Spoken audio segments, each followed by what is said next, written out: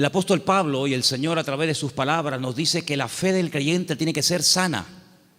Hablaremos después cómo se puede tener una fe sana, y también nos tendremos que preguntar si la fe que yo tengo está sana o está un poco enferma, ¿no?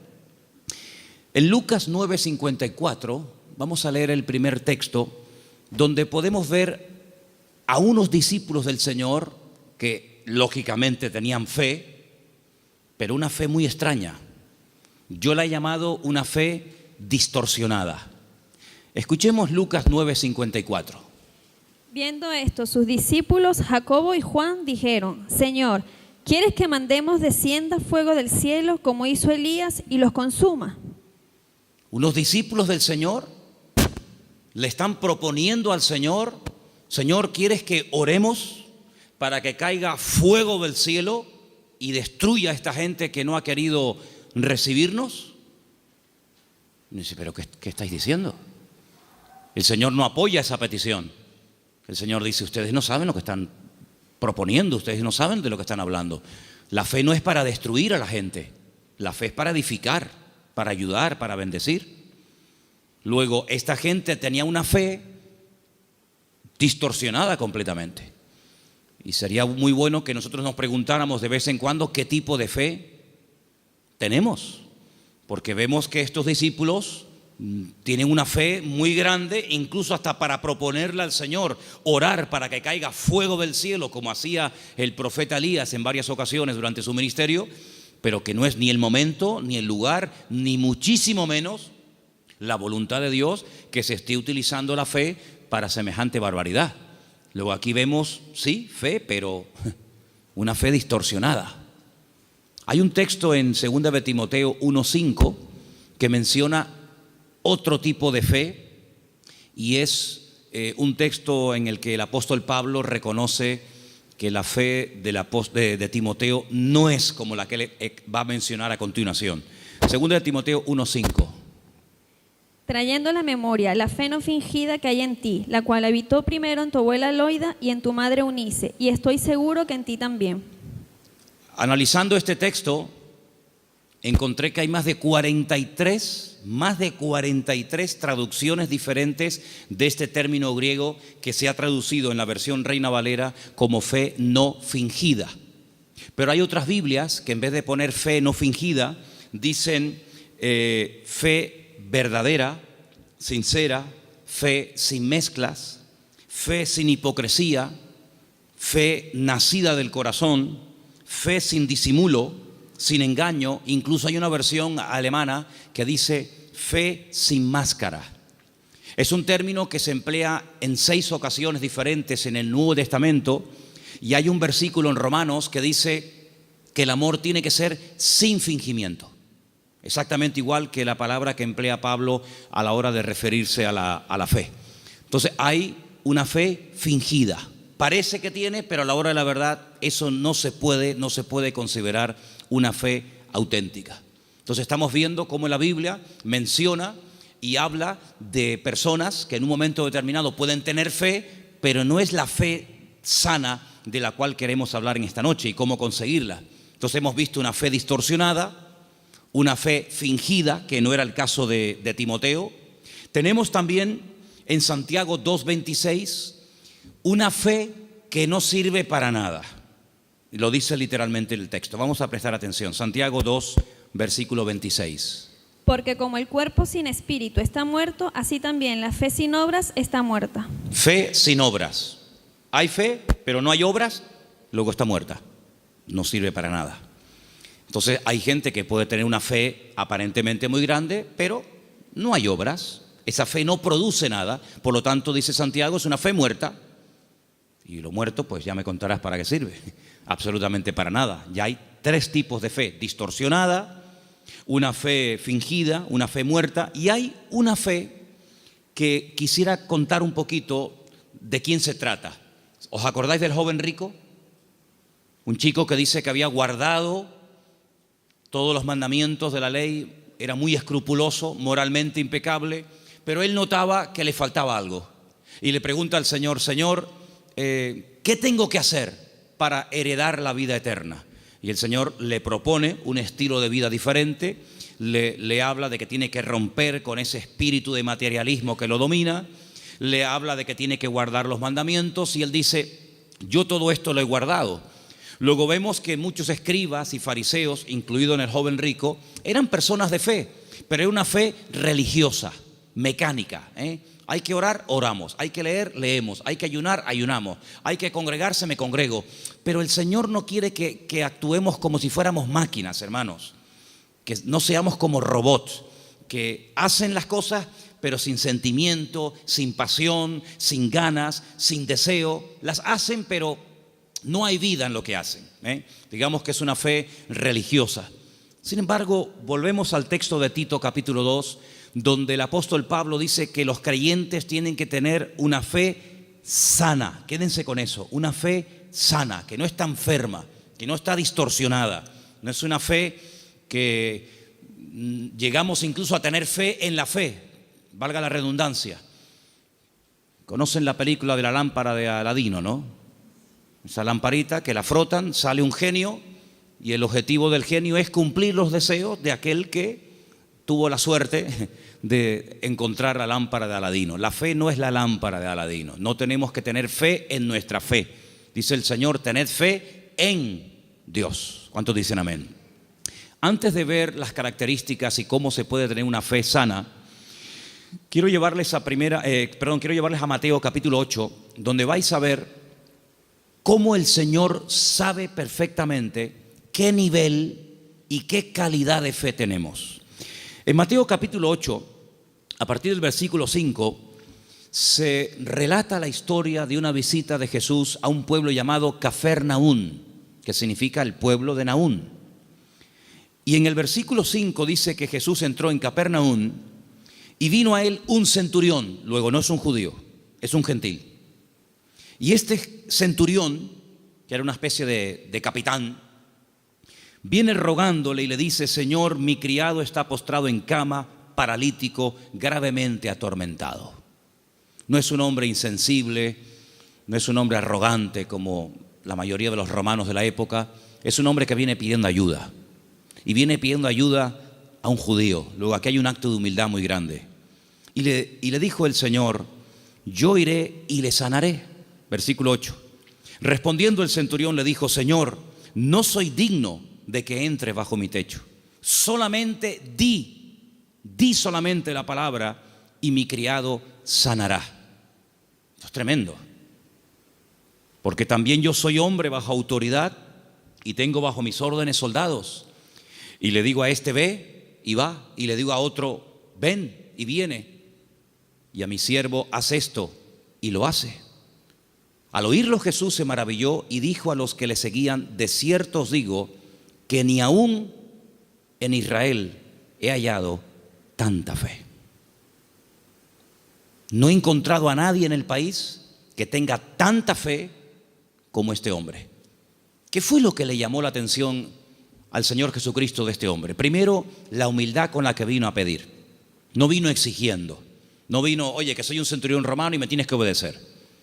Sino vino con humildad. Vino, dice que rogándole. Y no vino pidiendo algo para él, sino para otra persona. Luego aquí hay una compasión. Aquí hay un amor por alguien que está sufriendo, que no es precisamente él, sino es su criado. Luego hay una cosa muy interesante en la conversación. El Señor está dispuesto a ir a la casa de un gentil. El Señor está dispuesto a ir a la casa de este hombre. Sin embargo, este hombre dice, Señor, sinceramente yo no soy digno de tenerte bajo mi techo. Pero podemos solucionarlo de otra manera. Di solamente la palabra, da solamente la orden de que mi criado sea sanado y no hace falta ni que te desplaces, no hace falta ni que vengas. Fíjate que el hombre le pone un ejemplo al Señor. Le dice, mira, yo soy un hombre de autoridad. Yo le digo a un soldado que venga y viene, lo digo a otro que vaya o haga esto y lo hace. Por lo tanto, lo que este hombre está diciendo es, yo reconozco tu autoridad. Yo reconozco que cuando tú ordenas algo en el mundo espiritual, se cumple. Por lo tanto, como hago yo en lo natural, hazlo tú en lo espiritual. Da la orden y automáticamente mi criado sanará. Él unió el poder de la palabra, la autoridad de la palabra del Señor, con una fe bien puesta y bien depositada con humildad en el Señor. Y claro, automáticamente recibió la respuesta. Entonces el Señor dice que en todo Israel no había encontrado a nadie que tuviera tanta fe, una fe tan grande, tan firme, tan madura como la de este hombre. Luego, por la forma como habló, por la forma como pidió y se comportó, el Señor se dio cuenta de que este hombre no tenía una fe normal y corriente, sino era una fe, amigo, de categoría. Sin embargo, en el mismo Evangelio según San Mateo, un poquito más adelante, en el capítulo 14, ahora las cosas cambian. Porque en el capítulo 14, a partir del versículo 22, dice la palabra del Señor lo siguiente: Jesús enseguida hizo a sus discípulos entrar en la barca e ir delante de él a la otra tierra, a la otra ribera, entre tanto que él despedía a la multitud. Despedida la multitud, subió al monte a orar aparte, y cuando llegó la noche estaba allí solo. Y ya la barca estaba en medio del mar, azotada por las olas, porque el viento era contrario. Más a la cuarta vigilia de la noche, como a las 3:30 de la madrugada, Jesús vino a ellos andando sobre el mar. Los discípulos, viéndole andar sobre el mar, se turbaron diciendo: ¡un fantasma! Y dieron voces de miedo. Pero enseguida Jesús les habló diciendo: tened ánimo, yo soy, no temáis. Entonces Pedro le respondió y le dijo: Señor, si tú eres, manda que yo vaya a ti sobre las aguas. Vamos a ver. Jesús le dijo: ven. Simplemente eso, ven. Él, descendiendo de la barca, andaba sobre las aguas para ir a Jesús. Pero, ay amigos, los peros. Al ver el fuerte viento tuvo miedo y, comenzando a hundirse, dio voces diciendo: Señor, sálvame. Al momento Jesús, extendiendo la mano, asió de él y le dijo: hombre de poca fe. Poca fe. Capítulo 8 le dice al centurión: grande, grande es tu fe. Queda maravillado, queda impactado el Señor al ver el nivel de fe que tenía aquel hombre. Sin embargo, a este le dice: hombre de poca fe. Hay otro pasaje muy interesante en los evangelios, ustedes lo conocen perfectamente, donde Jesús está predicando en una casa. Dice la Biblia que fuera hay unos amigos de un paralítico que no pueden entrar. Conocen la historia, ¿verdad? Dice que se suben al techo, no se desaniman, no dicen: bueno, vengamos otro día, tal vez otro día ya no está. Nada los detiene, nada los frena. Descienden al paralítico entre ellos. Y dice la Biblia literalmente: al ver Jesús la fe de ellos. No habla de la fe del paralítico. Al ver Jesús la fe de ellos, le dijo al paralítico, y todos conocemos el resto de la historia. Luego, tal vez nosotros no podemos ver la fe, ni siquiera la nuestra, pero el Señor sabe perfectamente qué nivel de fe tenemos. La fe que tenemos que tener no es una fe cualquiera. No es esa fe que creemos que es una especie de, como dije antes, de lámpara de Aladín o de llave maestra que todo lo puede y todo lo abre. No, no. Tiene que ser una fe sana. Pero ¿cómo se llega a tener esa fe sana? ¿Cuáles son las características de una fe sana verdaderamente en el Señor? Vamos a ver la primera característica que tiene que tener una fe sana. Primera de Pedro, capítulo 1, del 3 al 9. ¿Lo tienes, Vanessa? Vamos a prestar atención a Primera de Pedro 1, del 3 al 9. Bendito el Dios y Padre de nuestro Señor Jesucristo, que según su grande misericordia nos hizo renacer para una esperanza viva por la resurrección de Jesucristo de los muertos, para una herencia incorruptible, incontaminada e inmarcesible, reservada en los cielos para vosotros, que sois guardados por el poder de Dios mediante la fe para alcanzar la salvación que está preparada para ser manifestada en el tiempo postrero, en lo cual vosotros os alegráis, aunque ahora, por un poco de tiempo, si es necesario, tengáis que ser afligidos en diversas pruebas, para que sometida a prueba vuestra fe, mucho más preciosa que el oro, el cual, aunque perecedero, se prueba con fuego, sea hallada en alabanza, gloria y honra, cuando sea manifestado Jesucristo, a quien amáis sin haberle visto, en quien creyendo, aunque ahora no lo veáis, os alegráis con gozo inefable y glorioso, obteniendo el fin de vuestra fe, que es la salvación de vuestras almas. Amén. ¿Os dais cuenta? La primera característica de una fe sana es que tiene que ser probada. Si no quieres tener una fe probada, jamás sabrás qué tipo de fe tú tienes. Mientras no hay problemas, no se sabe si verdaderamente tú eres una persona madura o inmadura. No se sabe. Es como cuando antiguamente te entregaban la cartilla cuando terminabas de hacer el servicio militar y te ponían comportamiento, bueno, malo, excelente, regular, lo que fuera, disposición a la hora de actuar o en fin, las distintas, digamos, no materias, sino las distintas características que se pretendía o se suponía que había en un soldado. Generalmente, a menos que fuera tiempo de guerra, el apartado del valor se dejaba en blanco, porque no hubo ocasión de mostrar el valor. La obediencia sí, la fidelidad, la puntualidad, digamos la uniformidad, pero el valor era una casilla que se dejaba en blanco. Ahora, si hay una guerra, si te tienes que jugar la vida, si tienes que salir a campo abierto, entonces se sabe si ese soldado tenía o no tenía valor. Con la fe es exactamente igual. Si no hay pruebas, pues sí, tengo fe. Pero amigo, y cuando llegaron las pruebas, ¿cómo reaccionó usted ante el primer problema que le vino después de conocer al Señor? Porque nosotros reaccionamos de una manera antes de conocer al Señor que no puede ser la misma después de conocer al Señor. ¿Cómo, por ejemplo, reaccionó Job? Job no era judío, Job era un gentil, pero tenía tan clara su confianza y su fe en el Señor que después de las pruebas aún estaba mejor que antes de las pruebas.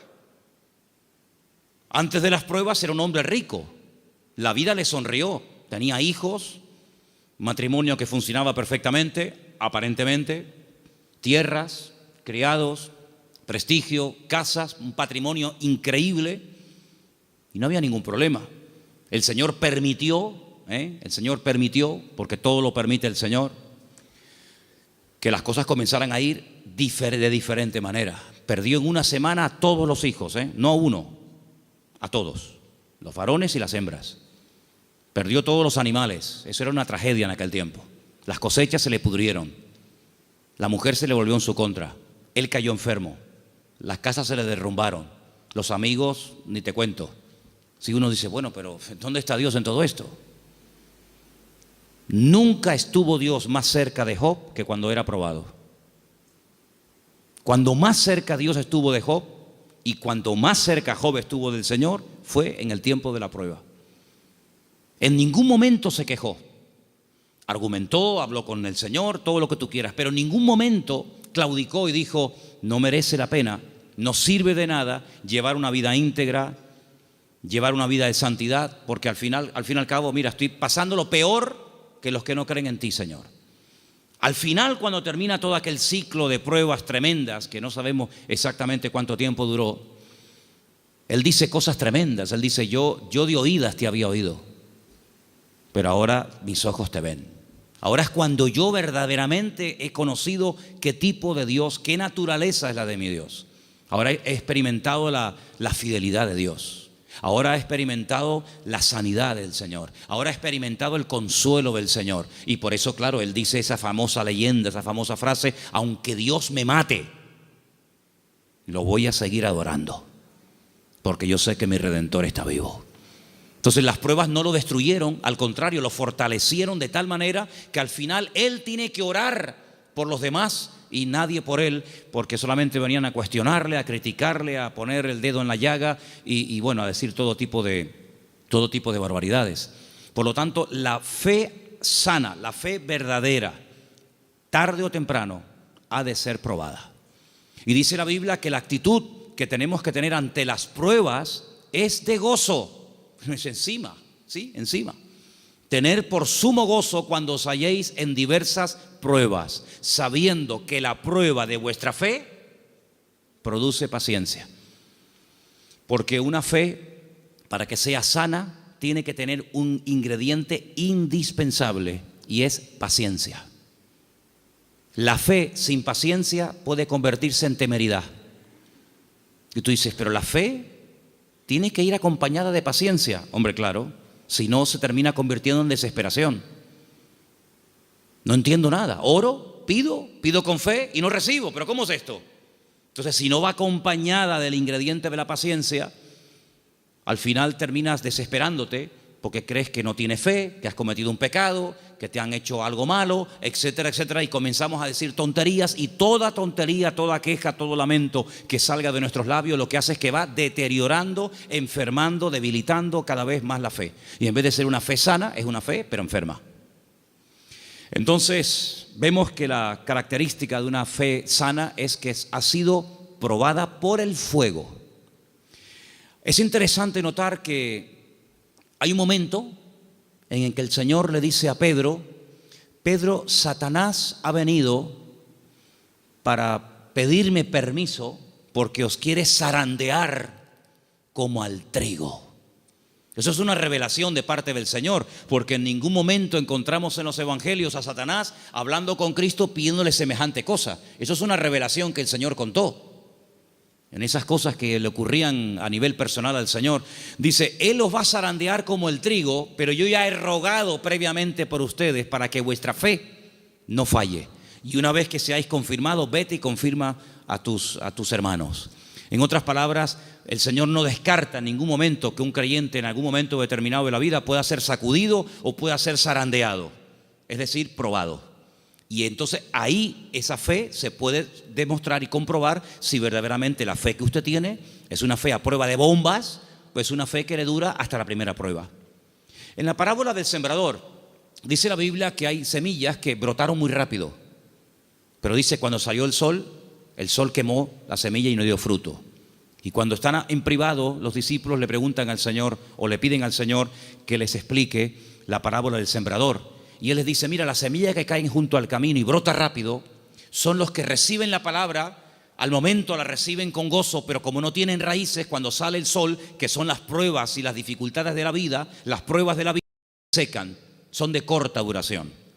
Entonces la prueba lo que hace es que fortalece nuestra fe para que nuestra fe pueda estar preparada para la siguiente prueba y así de esa manera tener una fe robusta y madura que ha soportado las pruebas. Es como cuando se construye un puente, se hace una prueba de carga. No se abre al público, decir, bueno, abran, ¿y si se cae? Hay que hacer una prueba de carga. Ponen el puente todo lleno de camiones cargados a tope y los dejan ahí un tiempo para que si el puente resista, pues si el puente resiste la prueba, pues entonces se puede abrir el tráfico al público. Exactamente igual. Nuestra fe tiene que ser probada y tiene que ser probada donde necesita ser probada. A lo mejor en lo económico, a lo mejor en lo familiar, a lo mejor en lo físico, no sé, pero el Señor sabe dónde tiene que apretar, porque todas las pruebas siempre son para nuestro progreso, para nuestro crecimiento y para fortalecer nuestra fe. ¿Cuántos dicen amén? La segunda característica de una fe auténtica, de una fe sana, la encontramos en una carta que Pablo le escribe a los hermanos de Tesalónica. Primera de Tesalonicenses 1. Del 2 al 10. Es una lectura un poquitín larga, pero por favor presten atención. ¿La tienes tú, Patricia? Adelante.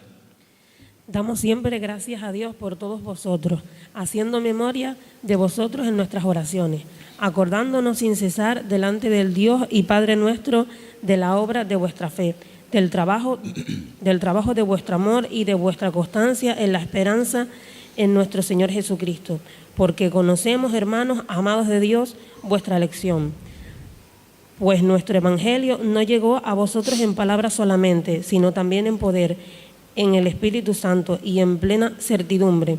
Como bien sabéis, cuáles fuimos entre vosotros por amor de vosotros, y vosotros vinisteis a ser imitadores de nosotros y del Señor, recibiendo la palabra en medio de gran tribulación con gozo del Espíritu Santo, de tal manera que habéis sido ejemplo a todos los de Macedonia y de Acaya que han creído, porque partiendo de vosotros ha sido divulgada la palabra del Señor, no solo en Macedonia y Acaya, sino también en todo lugar vuestra fe en Dios se ha extendido, de modo que nosotros no tenemos necesidad de hablar nada, porque ellos mismos cuentan de nosotros la manera en que nos recibisteis y cómo os convertisteis de los ídolos a Dios, para servir al Dios vivo y verdadero, y esperar de los cielos a su Hijo, al cual resucitó de los muertos, a Jesús, quien nos libra de la ira venidera. Amén. La iglesia de Tesalónica, desde el primer momento, fue una iglesia muy perseguida. muy perseguida. No todas fueron así, pero una de las características de esa congregación es que desde el primer momento los creyentes fueron perseguidos. Hermanos perdieron la vida. Llegó un punto que la presión era tan tremenda, que comenzaron a pensar si a lo mejor ya había comenzado hasta la gran tribulación. Fíjate lo que te digo.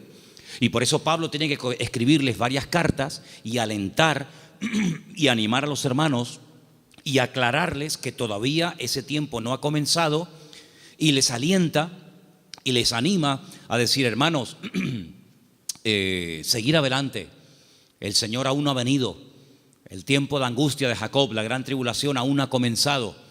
Y Pablo pone doctrina encima de la mesa para que ellos sepan que lo que está pasando no es todavía lo que está profetizado para los últimos tiempos, ¿verdad? Y una de las cosas que el apóstol Pablo reconoce de la iglesia es que la fe de la iglesia, la fe de los hermanos de la ciudad de Tesalónica, no se quedó encerrada entre cuatro paredes, sino que los creyentes no habían perdido el valor de testificar a los que no conocían al Señor. Ellos se habían convertido, como dice ahí, hemos leído, de los ídolos. Habían sido gente idólatra, politeísta, y habían dejado esa vida de desorden, de idolatría, para convertirse al Dios vivo y verdadero. Pero la conversión de ellos, la fe de ellos depositada en el Dios vivo y verdadero, no era algo que se hacía a escondidas, sino algo que ellos querían que se difundiera. De tal manera que Pablo llegaba a ciertas y determinadas poblaciones, y la gente en esos lugares daban testimonio de lo que los hermanos de Tesalónica estaban pasando y cómo la fe de ellos se había extendido. Y esto es muy importante, hermanos. Esto es muy importante porque en un momento tenemos un encuentro inicial con el Señor. Nos encontramos con el Señor, entendemos el propósito de la salvación, de la venida de Cristo. Pedimos perdón por nuestros pecados, lo aceptamos como nuestro Señor y Salvador personal. Muy bien, pero ¿y ahora? Ahora se tiene que extender nuestra fe. Tenemos que divulgar nuestro testimonio, nuestra esperanza en el Señor, porque no todo el mundo tiene la misma fe. No todo el mundo ha tenido la misma experiencia que tú has tenido, y por eso es muy importante que abramos la boca para que podamos decir a la gente: oye, que hay una esperanza, que hay un remedio, como vimos el domingo, que hay un camino, una verdad y una vida. Y los tesalonicenses no dijeron: bueno, mira, vamos a quedarnos callados porque nos están maltratando, nos están matando, nos están torturando. No importa, vamos a seguir hablando, vamos a dar testimonio de la fe en nuestro Señor Jesucristo. Esa es otra característica indispensable de una fe sana, que no solamente soporta la prueba con gozo y que la utiliza como plataforma para crecer y para acercarse más al Señor, sino que además es una fe que no es muda, no es una fe invisible. Usted sabe que la tiene, pero nadie se ha enterado en la familia, nadie se ha enterado en el barrio. No, yo abro mi boca y extiendo y proclamo la fe, la obra que el Señor ha hecho en mi vida. Esa es otra característica de una fe sana. Un creyente que no testifica no es normal. No es creyente que un creyente que tiene el gozo del Señor y que ha pasado de muerte a vida, pasen los días, las semanas y se le pase la vida y no comparta su fe y su testimonio con nadie. Eso no es una fe sana, es una fe enferma. Otra característica de una fe sana, quiero leer en Santiago. Voy a leer este pasaje yo, si no les importa, en capítulo 2, a partir del versículo 14, donde Santiago habla de algo muy importante relacionado con la fe. Dice: hermanos míos, Santiago 2:14, ¿de qué aprovechará si alguno dice que tiene fe y no tiene obras? ¿Podrá la fe salvarle? Si un hermano o una hermana están desnudos y tienen necesidad del alimento de cada día, y alguno de vosotros les dice: id en paz, calentaos y saciaos, pero no les dais las cosas que son necesarias para el cuerpo, ¿de qué aprovecha? No, hermanos, déjenme que diga esto. Decimos: bueno, pero ¿no es el Señor el que suple nuestras necesidades? Sí, pero muchas veces el Señor puede suplir nuestras necesidades a través de nuestros hermanos. A veces cuando veo a un señor mayor o a alguna persona en un parque, en una plaza, dándole de comer a los pajaritos o a las palomas, a mí siempre me viene a la cabeza el texto que dice: Hombres de poca fe, mirad las aves del cielo que ni siembran ni hilan, ¿no las alimenta vuestro Padre Celestial? Y yo digo, fíjate, este hombre sin darse cuenta, o a lo mejor sí, no sé, está siendo el instrumento que hoy el Señor está utilizando. Él cree que le sobraban unas miguitas de pan duro y las trae al parque para entretenerse, pero él no se está dando cuenta de que ese montón de pájaros, el Señor los está alimentando a través del detalle de este hombre. Entonces puede ser que el Señor te puede utilizar a ti en un momento determinado y a través de tu vida, cubrir la necesidad, suplir la necesidad de algún hermano. Entonces dice, así también la fe, si no tiene obras, es muerta en sí misma. Una de las fe que comentamos antes. Versículo 18. Pero alguno dirá, tú tienes fe, yo tengo obras. Muéstrame tu fe sin tus obras y yo te mostraré mi fe por las obras. Tú crees que Dios es uno y bien, haces bien. También los demonios creen y tiemblan. Mas ¿quieres saber esto, hombre vano, que la fe sin obras es muerta? ¿No fue justificado por las obras nuestro padre Abraham cuando ofreció su hijo Isaac sobre el altar? ¿No ves que la fe actuó juntamente con sus obras y que la fe se perfeccionó por las obras? Y se cumplió la escritura que dice, Abraham creyó a Dios y le fue contado por justicia y fue llamado amigo de Dios. Vosotros veis pues que el hombre es justificado por las obras y no solamente por la fe. Asimismo también Rahab la ramera no fue justificada por las obras cuando recibió a los mensajeros y los envió por otro camino, porque como el cuerpo sin espíritu está muerto, así también la fe sin obras está muerta. Luego, una característica de una fe sana, que es lo que nos interesa y estamos hablando esta noche, es que es una fe que produce, una fe que hace obras. No es una fe teórica. No, yo creo pero no hago nada. No, es una fe que hace obras. ¿Cómo se sabía que Abraham tenía fe en el Señor? Bueno, pues yo estaba justamente leyendo hoy ese pasaje y dice la Biblia que este hombre viaja desde el sur de Israel, desde una ciudad llamada Beersheba, recorre todo el desierto del Negev, llega hasta el monte Moria, allí en Jerusalén, y antes de llegar deja a unos criados y le dice, bueno, guárdeme aquí el asno, el burrito, que dice, iremos, adoraremos y volveremos. Y a veces seguimos leyendo el pasaje y nos olvidamos de decir, no, espérate un momento, mira lo que acaba de decir. Iremos, adoraremos y volveremos. Pero ¿cómo dice volveremos si Abraham sabe que tiene que subir al monte Moria y sacrificar, es decir, matar a su hijo Isaac? Dirás en todo caso, volveré. La Biblia dice que Abraham tenía tanta fe en el Señor que creía que si mataba a su hijo Isaac, el Señor se lo podía resucitar y volverlo a tener con él. Y en cierto sentido, eso fue lo que pasó. No lo mató, sabemos el resto de la historia, pero él en su corazón lo había sacrificado antes de subir al monte Moria. ¿Se da cuenta? Pero la fe de Abraham no quedaba simplemente en un acto de obediencia, sino que iba mucho más allá. Bueno, yo lo mato, yo lo sacrifico porque al fin y al cabo es lo que Dios, mi Señor, me ha pedido. Pero creo que Él me lo puede dar de entre los muertos. Y es que nunca nadie había resucitado, hermanos. Él no puede decir, no, es que ya resucitó fulanito de tal. No había resucitado nadie. ¿Cómo sabía Abraham que el Señor podía resucitar muertos? Porque Abraham conocía a Dios. Y la fe auténtica, la fe sana, no es una fe ciega, no es una fe irracional, es una fe basada en hechos, en realidades. ¿Y qué mejor realidad que conocer a Dios y conocer su palabra?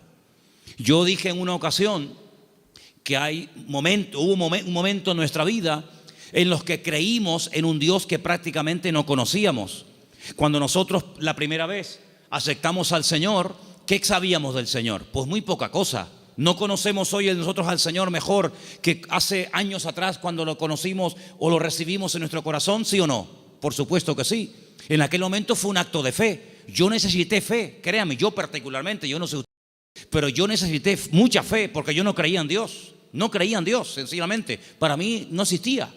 Y yo necesité que Dios me diera fe para poder creer en Él. Pero créanme, hermanos, y lo digo con toda sinceridad, yo hoy en día no necesito fe para creer en Dios. Yo es que sé que Dios existe. La fe se necesita para creer en lo que usted tal vez no ve o no ha recibido y tiene fe de poder recibirlo. Pero yo no necesito fe para creer en mi Padre. Yo no necesito hoy por hoy fe para creer si este libro es o no es la palabra de Dios. Es que yo sé que es la palabra de Dios. Por lo tanto, la fe tiene que ir en aumento, tiene que ir creciendo, tiene que ir madurando. Y por eso, amados hermanos, hay momentos en los que en la vida de ciertos y determinados personajes los milagros tenían que verse muy asiduamente, un poco como para sacudirlos y para provocar la fe en ellos. Pero hay un momento en nuestra vida en los que prácticamente ya no necesitamos tantos milagros cada día, porque el hecho de que el Señor sea mi Señor, ya para mí eso es más que suficiente, y sé que todo lo demás vendrá por añadidura. ¿Cuántos dicen amén? Hay gente que continuamente le pone pruebas al Señor. Señor, ¿será tu voluntad esto? Señor, ¿será tu voluntad lo otro? Señor, voy por aquí, Señor, voy por allá. Bueno, pues si constantemente le tienes que estar poniendo pruebas a tu Dios, es porque no lo conoces mucho. Porque si tú sabes que a tu marido no le gustan las lentejas, no sé si hay algún marido, perdón si alguien se sienta aludido, pero si tú sabes que a tu marido no le gustan las lentejas, no dices, se las voy a poner a ver si le gustan o no le gustan. Ya te ha dicho de todas las formas que no le pongas lentejas que no le gustan. Por lo tanto, como ya lo sé, no se las pongo. Pero yo sé que lo que le gusta es el potaje de berros. Entonces, en la medida en la que tú conoces a tu marido, a tu esposa o a tu hijo, a quien sea, tú te comportas de una forma diferente con él o con ella, ¿sí o no? En la medida en que tú conoces a Dios, yo no tengo que decirle a Dios, Señor, ¿se puede hacer esto o no se puede hacer? Voy a poner un papelito con un sí y con un no. Soplo y el que se quede en la mesa, no hace falta jugar a eso, porque yo ya conozco a mi Dios y yo sé lo que le gusta y lo que no le gusta. Leía en el día de ayer algo tremendamente interesante. Dice Pablo, es que la ley no fue dada para el justo. La ley fue dada para el homicida, la ley fue dada para el que no conocía a Dios, y tienes que decirle todo, le tienes que contar todo. Pero José nunca leyó la Biblia, y José era capaz de decir, eso no lo puedo hacer, porque si yo hago eso, yo peco contra mi Dios. ¿Os acordáis? Cuando es tentado con la mujer de Potifar, él podía haber dicho, bueno, ¿dónde está escrito que esto es pecado? No estaba escrito por ninguna parte, pero es que él conocía a Dios. Y cuando una persona conoce a Dios, aunque no tenga mucho conocimiento de la Biblia, conoce más del Dios de la Biblia que de la Biblia del Señor, y sabe perfectamente discernir, y dice, esto no es de Dios, esto no es del Señor. Porque el que conoce al Señor, dice la Biblia, hay un texto muy bonito que dice, el pueblo que conoce a su Dios se esforzará. Y nosotros, amados, queridos hermanos, no dejamos de pecar por miedo al castigo, sino no pecamos por temor a Dios, por respeto al Señor, que es muy diferente. Amén. Otra característica de una fe madura, tal vez le puede sorprender esta frase, es que no tiene miedo a las aventuras. En Génesis capítulo 12, quiero que vean este pasaje conmigo. Génesis capítulo 12, versículo 1. Hay una palabra aquí muy bonita que la hemos leído en muchas ocasiones. Dicen que el padre de Abraham era, ¿cómo se llamaba el padre de Abraham? Hola.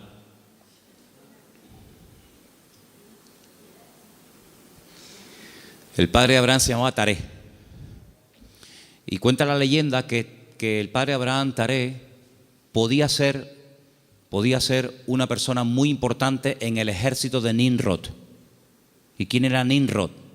Uno de los peores personajes de la historia. Terrible, terrible. El primer hombre poderoso de la tierra. Un tipo de anticristo, para que me entendáis. Un hombre idólatra, un hombre tremendo.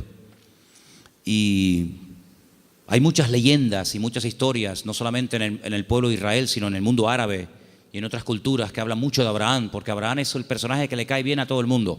Le cae bien a los árabes, le cae bien a los cristianos, le cae bien a los judíos. Es un personaje que todo el mundo lo quiere. Es el padre de todos. Y hay una leyenda que dicen que un día el padre de Abraham, que era vendedor también de ídolos, se fue y dejó a Abraham al cargo de su tienda de imágenes. y Abraham rompió todos los ídolos de su padre menos uno. Y cuando el padre viene, le pregunta al hijo: hijo, ¿pero qué has hecho? Me has roto todos los ídolos, todas las imágenes. Y le dice: no, lo que pasa es que vino una señora con un plato de comida para ofrecer una ofrenda a los ídolos, y como este ídolo, que es el más poderoso que tú tienes, no quería compartir la comida con los demás, los destruyó a todos y se comió la comida a él. Y le dice el padre: pero hijo, ¿qué cuento me estás contando? Si son ídolos de piedra, son incapaces de hacer esto. Y Abraham le dice: pues papá, si tú mismo has reconocido que son ídolos de piedra que no puedan hacer esto, ¿por qué los adoras? Es una leyenda que cuentan los árabes, ¿no? Hablando acerca de la fe de Abraham. Pues este hombre, cuando vivía en aquella tierra, versículo 1, Génesis 12:1, dice: el Señor le había dicho. Fíjate el tiempo del verbo. No está llamando el Señor ahí a Abraham. Dice: ya le había dicho. Es como: oye, que ya te he dicho, ya te lo dije el otro día, te lo estoy recordando. Ya el Señor le había dicho a Abraham. ¿Qué le había dicho? Vete de tu tierra, de tu familia o parentela, de la casa de tu padre, a la tierra que yo te mostraré. Fíjate que el primer verbo está en pasado y el último está en futuro. Ya le había dicho el Señor: a la tierra que yo te mostraré. ¿A dónde voy? No lo sé, yo te lo mostraré, ya te lo diré. Pero hay una promesa, entre el cumplimiento de la promesa y la obediencia, hay una palabra muy interesante. Dice: yo haré de ti una nación grande. Te bendeciré, te engrandeceré serás bendición. Bendeciré a los que te bendigan, y a los que te maldijeren, maldeciré. Serán benditas en ti todas las familias de la tierra. Y se fue Abraham como el Señor lo había dicho. Entonces vemos que este hombre, en base a una promesa, en base a una orden de parte del Señor, él emprende una aventura. Y por eso este punto que he dicho, que para tener una fe sana, uno tiene que estar dispuesto a correr aventuras con el Señor. No podemos tener todo bajo control.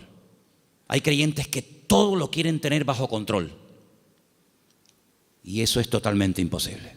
Quiero tener bajo control las facturas, lo que tengo que pagar, lo que tengo que hacer, lo que tengo que decir. Tengo que tener hermano, en la vida de un creyente verdadero tienes que dejar una puerta abierta a la vida de fe, a una vida de aventura.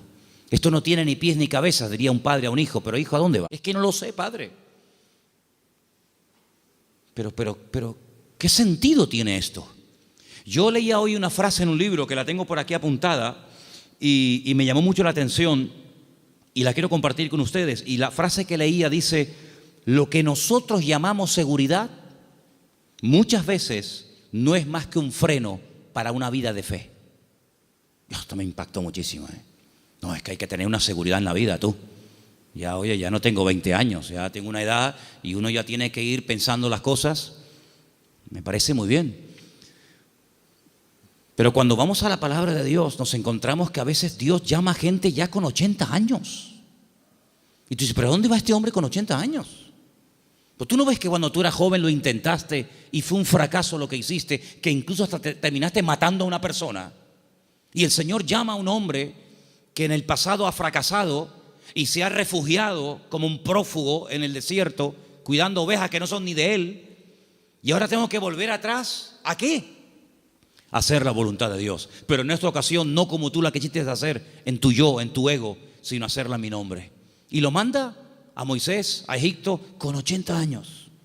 Y Abraham le da unas promesas increíbles con una edad que uno dice: ¿y por qué no le dio estas promesas cuando tenía 18, 20 o 30 años? ¿Por qué esperó tanto el Señor en sorprender y en usar a este hombre? Hermanos, nosotros no somos los que ponemos los tiempos. Los tiempos los pone el Señor. Por eso les dije antes que un ingrediente indispensable de una fe sana es la paciencia. Una fe que no va acompañada de paciencia te puede crear problemas a ti personalmente. Porque cuando tú pides y cuando tú oras y no recibes, la Biblia dice que si pedimos y no recibimos, se puede convertir en un tormento al alma, en un tormento al corazón. Y por eso el que tú pidas no significa que inmediatamente tus órdenes se tienen que cumplir. Vuelvo a repetir el ejemplo de antes. La fe no es la lámpara de Aladino. Encomendamos al Señor nuestra vida, nuestras situaciones, confía en Él y Él hará, decía el Salmo 37, ¿os acordáis? Entonces, una fe sana tiene que ser probada, tiene que extenderse, no puede quedar ahí reducida, anclada, encerrada herméticamente en tu vida. Es una fe que produce obras, es una fe que es que por lo que haces se nota que tiene fe. Hombre, vamos a ver, un hombre que está dispuesto a sacrificar a un hijo, ¿qué más prueba que ello? Cuando le dice el Señor a ese hijo el día de mañana, quédate en Beersheba y siembra en el desierto, y este hombre siembra en el desierto y no cuestiona a Dios diciendo, oye, pero ¿cómo que siembra en el desierto? Esto es un disparate, es una locura. ¿Cómo voy a sembrar la semilla? ¿Cómo voy a sembrar semillas en arena? Y el hombre lo hace y Dios lo prospera, ¿verdad? Vemos en la Biblia que hay momentos en los que Dios le dice a la gente, oye, ¿tú estás dispuesto a ir en contra de la corriente? ¿Tú estás dispuesto a hacer lo que yo te diga aunque aparentemente sea un disparate? A ese tipo de vida no tenemos que cerrarnos. Yo no digo que tengas que ir por ese camino toda tu vida, pero no descartes la posibilidad de que en un momento Dios te lleve la contraria. ¿Puede el Señor llevarnos la contraria? ¿Puede el Señor sorprendernos a estas alturas? Quiero decirles algo que llevo tiempo queriendo decirlo y siempre se me olvida. Siempre se me olvida. Cuando llego a casa digo, pero si yo vine de Galicia y quería decirles esto y todavía no se lo he dicho. Ahora me acaba de venir a la cabeza y se lo voy a decir. Fui a predicar un día a una iglesia en Galicia. No voy a decir ni el sitio porque sabe Dios a dónde llegan estas predicaciones. Fui a predicar a un lugar y el pastor de esa iglesia, que llevaba ya mucho tiempo al frente de esa congregación, me dice que se va a ir a otra ciudad, a empezar otra iglesia.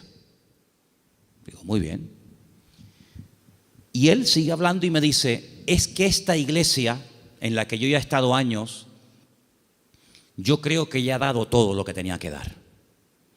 Hemos hecho evangelismo, hemos hecho retiros, hemos hecho campamentos, hemos hecho vigilias, y yo creo que esta iglesia ya ha dado todo lo que tenía que dar y voy a comenzar en otra parte. Y cuando yo llegué a casa y comencé a pensar en lo que este hermano me había dicho, es un buen hombre, es un buen pastor, no estoy hablando de un pseudo pastor, estoy hablando de un hombre de Dios. Pues yo dije, Señor, es interesante en la vida porque en la vida tiene que saber uno hasta dónde tiene que llegar.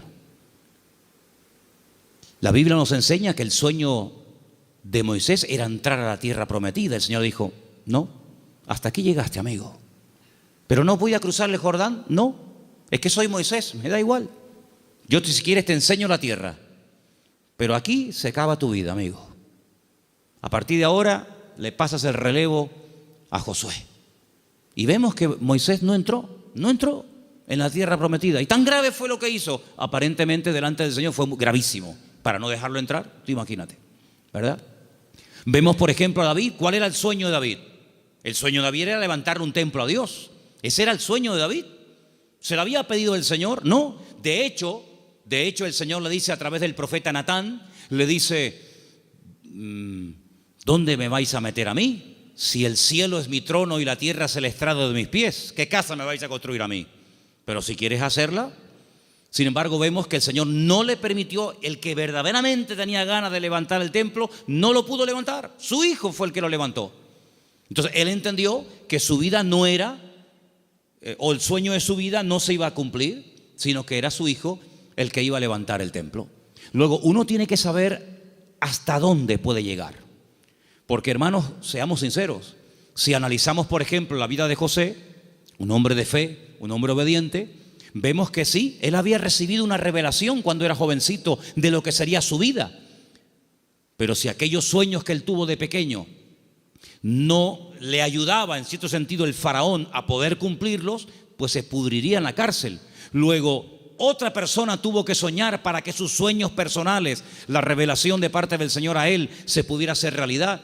Por lo tanto es muy importante como congregación, como familia, como matrimonio, como hijo, como pastor, como creyente, saber hasta dónde tengo que llegar con el Señor. De hecho, para mí hay dos preposiciones que aparecen en la Biblia que tenemos que tenerlas presentes siempre en nuestra vida de fe. Desde, hasta. Son dos preposiciones importantísimas en la vida de un creyente que quiere tener una fe sana. Desde, hasta. ¿A qué me refiero? Josué capítulo 1 dice La tierra te la ha entregado. Nadie te podrá hacer frente en todos los días de tu vida. Desde hasta, esa es la tierra en la que te puedes mover. No te salgas de ese marco, no te salgas de ese terreno, porque no te la daré. De hecho, ha habido momentos en la historia en los que Israel ha conquistado terreno que tiempo más tarde ha tenido que devolver, porque no entraba dentro del desde hasta, ¿verdad? Cuando en una de las guerras conquistó la famosa península del Sinaí, la península del Sinaí no entraba dentro de las promesas del Señor y la tuvo que devolver, ¿verdad? Y sabemos que la península del Sinaí no pertenece a Israel. Por lo tanto, como creyentes tenemos que saber cuáles son nuestras limitaciones, qué tipo de fe tenemos y con ese tipo de fe trabajar y movernos en el Señor. Porque dice la Biblia que no a todos se nos ha dado la misma fe, ni los mismos dones, ni el mismo conocimiento, ni los mismos talentos. Por lo tanto, cada uno tiene que, dice, examinarse a sí mismo y decir, bueno, a mí el Señor no me ha llamado a predicar, pero así a mí el Señor sí me ha llamado a servir o a colaborar. Tal vez el Señor a mí no me ha llamado al ministerio musical, pero me ha llamado o me ha capacitado o me estoy preparando para el ministerio de enseñanza o para el ministerio, digamos, para otras culturas. Cada uno de nosotros tiene que examinar su fe y ver a sí mismo qué estás haciendo con el nivel de fe que tú tienes. Hay una característica que yo quisiera que leamos algunos versículos. No sé si lo tienen ustedes ahí, Patricia. Hebreos 11, ¿sí? Del 8 al 10. Porque antes dije algo que quiero que te lleves esta tarde grabado en tu corazón. Incluye la paciencia en tus oraciones. Incluye la paciencia en tu fe. Si no incluyes la fe, la paciencia en la fe que tienes, lo puedes pasar mal, porque va a haber un momento en el que te vas a pelear con Dios, te puedes desanimar, porque dices, Señor, estoy orando con fe, estoy orando conforme a tu voluntad y no veo resultados, pero es que la fe tiene que ir acompañada de la paciencia. Vamos a leer dos textos y con ellos terminamos. Hebreos 11, del 8 al 10, por favor. Por la fe, Abraham, siendo llamado, obedeció para salir al lugar que había de recibir como herencia y salió sin saber a dónde iba. Por la fe habitó como extranjero en la tierra prometida, como en tierra ajena, morando en tiendas con Isaac y Jacob, coherederos de la misma promesa, porque esperaba la ciudad que tiene fundamentos, cuyo arquitecto y constructor es Dios. Esperaba en esa búsqueda, esperaba la ciudad cuyo arquitecto y fundador es Dios. Ahí el verbo está en un imperfecto progresivo. Es decir, espero, pero no de brazos cruzados, a ver qué pasa. No, espero y me muevo en esa espera. ¿Me explico? Me muevo en fe. Aún no he recibido lo prometido. ¿Estará aquí la ciudad cuyo arquitecto y fundador es Dios? ¿Está aquí? ¿No? Vámonos para allá. Y se iba a otro lugar, acampaba. Yo lo que busco es la ciudad que ha construido mi Dios, una ciudad firme, estable. Vivo en tiendas de campaña, pero no importa, yo estoy buscando una ciudad que tiene fundamentos. Pasaba un tiempo, aquí no es. Bueno, dice la Biblia, y esto es un misterio tremendo, que dice que la llegó a ver y la saludó, como diciendo, algún día yo estaré allí. Yo les dije una vez que a mí me llamó muchísimo la atención, porque esto es algo que dice el Nuevo Testamento. Esto no lo dice el Antiguo Testamento. La Biblia no dice en el Antiguo Testamento en ninguna parte que Abraham buscaba la ciudad cuyo arquitecto y fundador es Dios. Eso no lo dice en ninguna parte. Eso lo dice el Nuevo Testamento en la carta a los Hebreos. Luego hay una transmisión oral, cosas que se contaban de padres a hijos, de generación en generación, que no están escritas en la Biblia, pero que llegaron hasta los tiempos del Señor Jesucristo, y el que escribió la carta a los Hebreos, que puede ser Pablo, Apolo, Lucas o quien fuera, él, inspirado por el Espíritu Santo, dice en la carta, si fuera mentira, Dios no le hubiera permitido que lo escribiera, que Abraham lo que en el fondo buscaba no era agua en el desierto, lo que él buscaba era una ciudad cuyo arquitecto y fundador es Dios. Y tú dices, ¿qué ciudad es esa? ¿Qué ciudad es? Una ciudad que ha hecho Dios. Bueno, yo solamente conozco una. ¿Cuál es? Pues la Nueva Jerusalén, ¿sí o no? No hay otra. Bueno, pues cuando hemos ido muchas veces a Israel, en el famoso Museo del Templo, pues resulta que al principio ustedes saben que hay unas habitaciones que te van explicando la historia de la Biblia con unos cuadros gigantes, unos cuadros enormes. No dejan sacar fotografías, no dejan hacer películas, pero bueno, yo lo tengo aquí grabado en mi cabeza. Y hay un cuadro enorme que yo me quedé mirando, digo, esto es increíble, ¿eh? Se ve. Son allá, claro, ya Isaac no era un niñito de 4, Isaac tenía entre 35 y 40 años cuando va al monte Moria con su padre. Algunas veces la gente se imagina que ven mi niño, ven bonito, ven, ponte aquí. No, Isaac era un hombre ya hecho y derecho. Y lo pone sobre el altar y se ve el altar de piedras con Isaac amarrado de pies y de manos.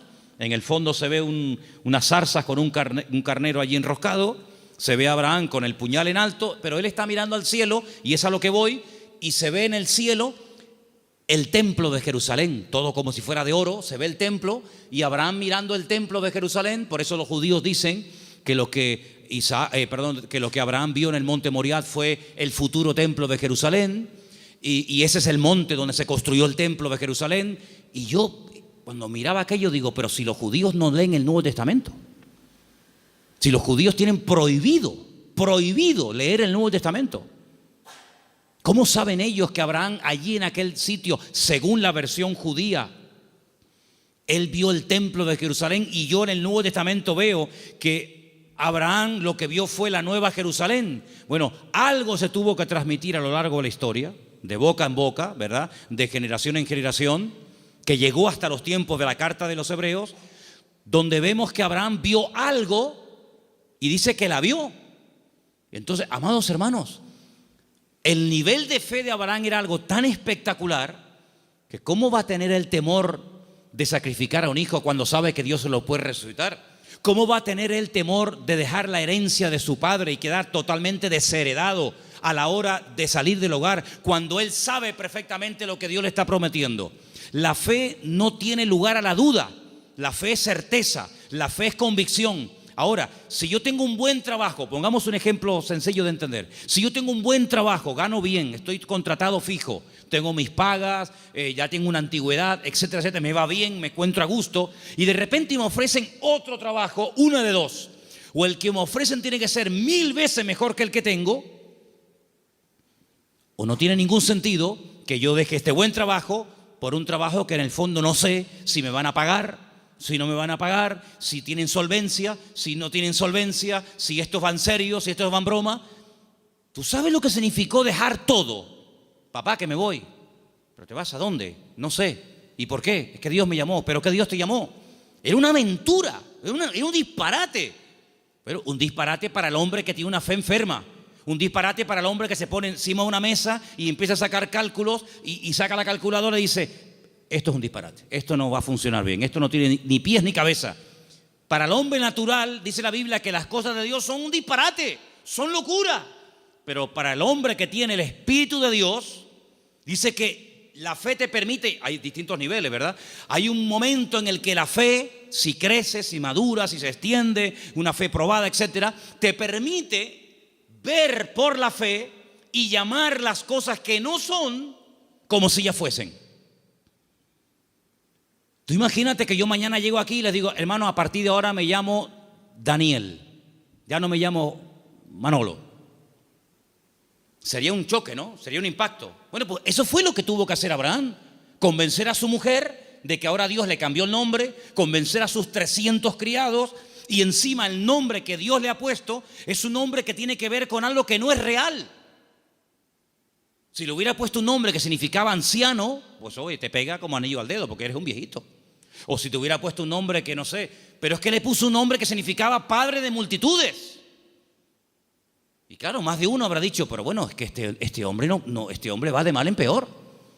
Se pone un nombre que no tiene nada que ver con la realidad, pero es que la fe te permite estar por encima de lo que llamamos realidad. Porque yo pregunto, ¿la realidad cuál es? ¿La que vivimos o la que Dios quiere que vivamos?